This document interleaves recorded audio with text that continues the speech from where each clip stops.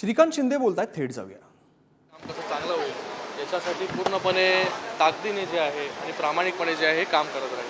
पण इतकी मोठी जबाबदारी आहे आणि अनेक खासदार आहेत, तर अशा पद्धतीने ही कोऑर्डिनेशनची जबाबदारी असेल, सगळ्यांची समन्वय साधण्याचं एक गेले आता 10 वर्ष पार्लमेंटमध्ये आहे, लोकसभेमध्ये आहे.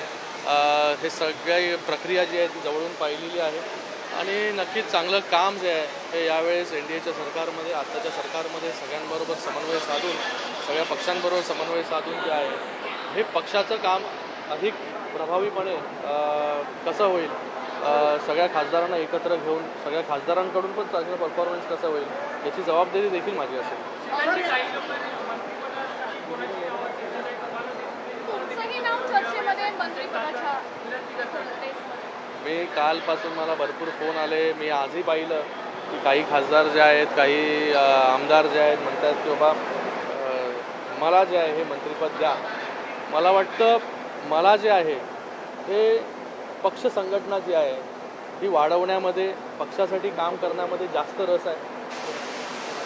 10 वर्षाचा अनुभव जो आहे हा माझ्या पाठीशी आहे.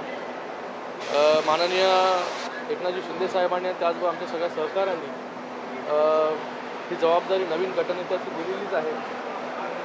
जर मंत्रिपदाचं तुम्ही म्हणाला की बाबा मंत्रिपद, मला जर पर्सनली विचारलं की तुम्हाला मंत्री व्हायला आवडेल का, माझं उत्तर असेल की आमच्या पक्षामध्ये जे आहे ही ज्याची मेरिट असेल तो मेरिटनुसार जे आहे हे मंत्री बनेल.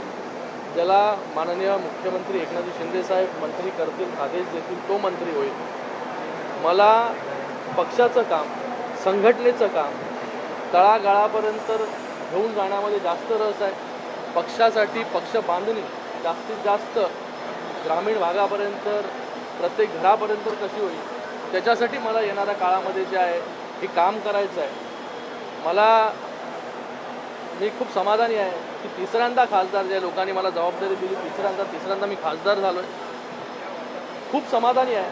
मागे वळून पाहिलं की 2014 आठवतं की तेव्हा 27व्या वर्षी जे मी खासदार झालो.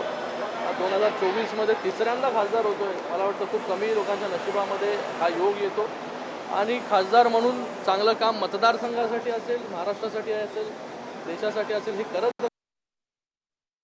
अल्टिमेट निर्णय जो आहे हा माननीय मुख्यमंत्री, पक्षाचे मुख्य नेते एकनाथजी शिंदे साहेब जे आहेत हे घेतील आणि मला वाटतं ते नेहमी जो निर्णय घेतात हा मेरिटनुसार जो आहे हा निर्णय घेत असतात.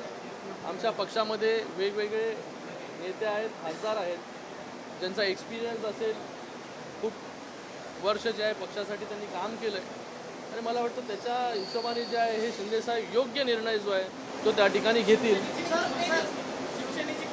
शिवसेनेच्या वाटेला किती वेळा म्हणून तुमचं नाव चर्चेत आहे, कारण तुम्ही हॅट्रिकही केली आणि तरुण नेतृत्वही आहे.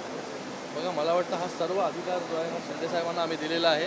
पण मी वारंवार तेच सांगतो तुम्हाला, मला जर विचारलं तुम्ही की मला जर शिंदेसाहेबांनी विचारलं तुला मंत्री व्हायचं आहे का, मी सरळ जे आहे हे त्यांना सांगणार की मला मंत्री होण्यामध्ये बिलकुल रस नाही.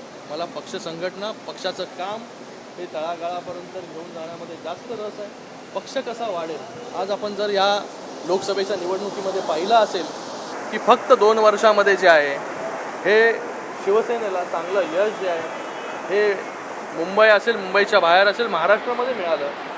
जी वोट बँक होती 20%ची, 19%ची शिवसेनेची वोट बँक, त्याच्यामधून 14.5% जे आहे हे मतदान जे आहे हे आमच्या बाजूने, आमच्यावरती लोकांनी विश्वास दाखवला आणि जे बाकी ज्यांनी बाळासाहेबांचे विचार सोडले, आयडिओलॉजी सोडलं, त्यांच्या वाट्याला फक्त 4.5% मतदान आलं. येणाऱ्या काळामध्ये ते 4.5% मतदान जे राहिलेलं आहे ते देखील आमच्या बाजूला जे आहे येईल आणि येणाऱ्या विधानसभेला चांगलं यश कसं मिळेल याच्यासाठी पूर्ण ताकदीने जे आहे हे आम्ही काम करू. मला वाटतं हा प्रश्न जो आहे माननीय मुख्यमंत्री महोदयांनी विचारला पाहिजे. सर, हिंदी में आना चाहेंगे, आप दिल्ली दौरे से लौटे हैं. मला वाटतं त्यांना तुम्ही जर विचारलं, मला त्याच्याबद्दल जास्त बोलायचं. श्रीकांत जी, दिल्ली दौरे से आप लौटे हैं और आपको चूज भी किया गया, इलेक्ट किया गया है फ्लोर लीडर, कैसे देखते हैं आप लोग? फ्लोर लीडर के तौर पर जो है माननीय मुख्यमंत्री एकनाथजी शिंदे साहब और सभी हमारे एमपीज जो है उन्होंने एक विश्वास दिखाया है.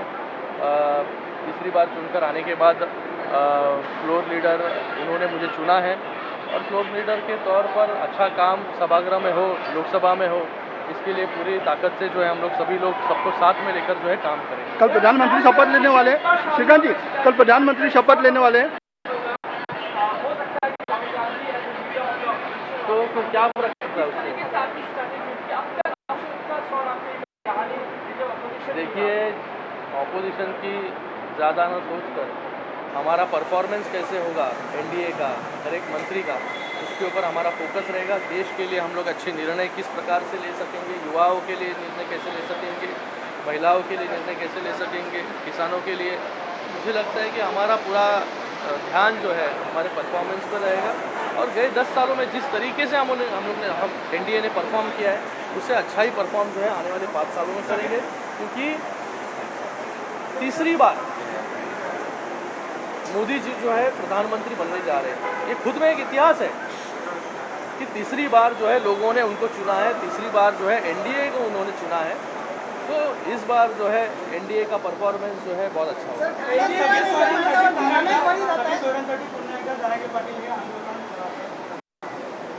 मला वाटतं त्या सगळ्या गोष्टी ज्या आहेत आपण त्याच्यामध्ये मराठा आरक्षणामध्ये आरक्षण दिलेलं आता कोर्टामध्ये विषय आहे, येणाऱ्या काळामध्ये ज्या ज्या गोष्टी कराव्या त्या करू। प्रधानमंत्री का शपथ लेने वाले कैसे देखते हैं आप? आता ते जेव्हा हे सरकार बनलं ना राज्यामध्ये तेव्हापासून त्यांना स्वप्न ते पडत आहेत। तर मुंगेरीलाल के हसीन सपने हे तुम्ही ऐकलंय, मला वाटतं त्या स्वप्नामध्ये जे आहे हे त्यांना जगू द्या। आणि मला वाटतं आत्ता त्यांची काय परिस्थिती झालेली आहे, ज्या ज्या सीट्स लोकसभा ज्या आहेत ह्या जिंकून आल्या त्या कुणाच्या वोट बँकमुळे जिंकून आल्या याचं आत्मपरीक्षण जर केलं तर त्यांना जे आहे येणाऱ्या काळामध्ये त्यांची काय परिस्थिती होईल, ही परिस्थिती जी आहे ती आज त्यांना त्याची जाणीव जी आहे ती झाली तर बरं आहे, नाही झाली तर आजच्या सारखी परिस्थिती जी आहे ती उद्या असेंब्लीमध्ये नक्की होईल। कारण की एक वोट बँकची पॉलिटिक्स जी आहे ती या लोकसभेमध्ये केली, लोकांची दिशाभूल करण्याचं काम जे आहे ते त्यांनी या ठिकाणी केलं। म्हणूनच जे ओरिजिनल वोट बँक होते, ओरिजिनल मतदार जे होते शिवसेनेचे ते आमच्याबरोबर राहिले, त्यांच्याबरोबर फक्त 4.5% झाले आणि बाकीचे वोट बँक पॉलिटिक्स केले तुम्ही, ती वोट बँक जी आहे ती टेम्पररी येऊन तिथे अटॅचमेंट झाली तुम्हाला। आणि ज्या सीट्स मुंबईमध्ये पण जर पाहिल्या तुम्ही तर मराठी माणूस जो आहे हा शिवसेनेबरोबर उभा राहिलेला आहे, आमच्याबरोबर उभा राहिलेला आहे आणि ज्या ज्या सीट्स पडल्या त्या कुठल्या मोहल्ल्यामधून यांना मतदान पडलं त्याचं आत्मपरीक्षण जे आहे ते यांनी केलं पाहिजे।